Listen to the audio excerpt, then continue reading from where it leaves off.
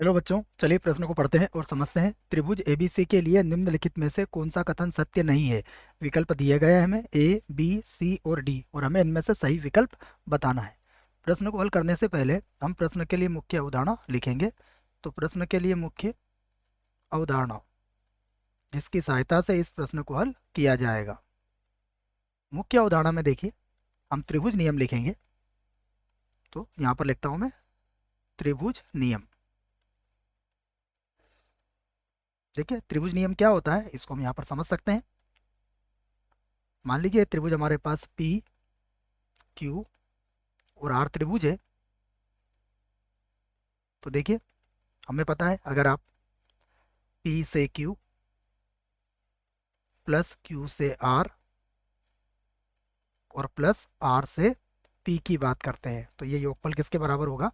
0 के बराबर होगा। P Q plus Q R plus R P बराबर कितना होगा? 0। ऐसा कहते हैं त्रिभुज नियम। ठीक है।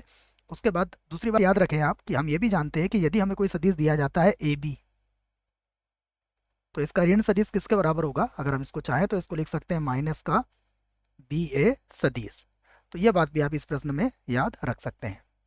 आइए अब हम प्रश्न की ओर चलते हैं। तो प्रश्न में हमें जो कहा गया है वो है त्रिभुज एबीसी। तो त्रिभुज त्रिभुज ए बी सी में देखिए, सबसे पहले हम एक त्रिभुज बना लेते हैं। यहाँ पर ये हमने एक त्रिभुज बना लिया ए बी सी।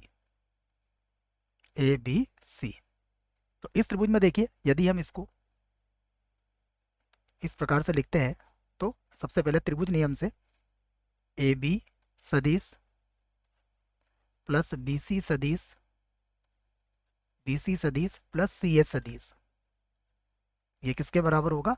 ये शून्य सदिश के बराबर होगा या शून्य के बराबर होगा। तो A B plus B C plus C A बराबर कितना हो गया? शून्य हो गया। तो विकल्प देखिए आप यहाँ पर, आप कह भी सकते हैं त्रिभुज नियम से, त्रिभुज नियम से। ठीक है।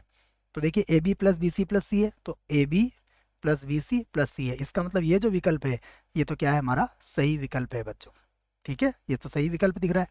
विकल्प का मतलब ये कथन सत्य है। अभी है ना, हमें तो क्या बताना है? सत्य नहीं है बताना। लेकिन अभी अगर हम देखें तो ये बात बिल्कुल सही है।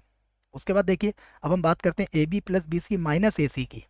तो यदि सी ए है और मैं इसे क्या लिखता हूँ? देखिए, अगर मैंने इसको लिखा माइनस का ए सी तो क्या होगा? लिखा जा सकता है ऐसा। मैं यहाँ से लिख देता हूँ A B plus B C, A B सदिश प्लस बी सी सदिश।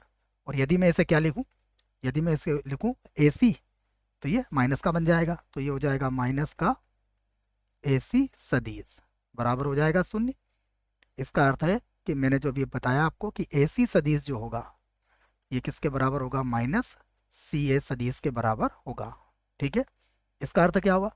इसका अर्थ यह है कि अगर हम दूसरे विकल्प की बात करें तो A B plus B C minus A C, इसका मतलब यह विकल्प का जो कथन है वह सही है। विकल्प सही नहीं है बच्चों। विकल्प में तो सत्य नहीं बताना, हमें तो केवल सत्य अभी बताना है, फिर आखिर में इसको काट देंगे हम।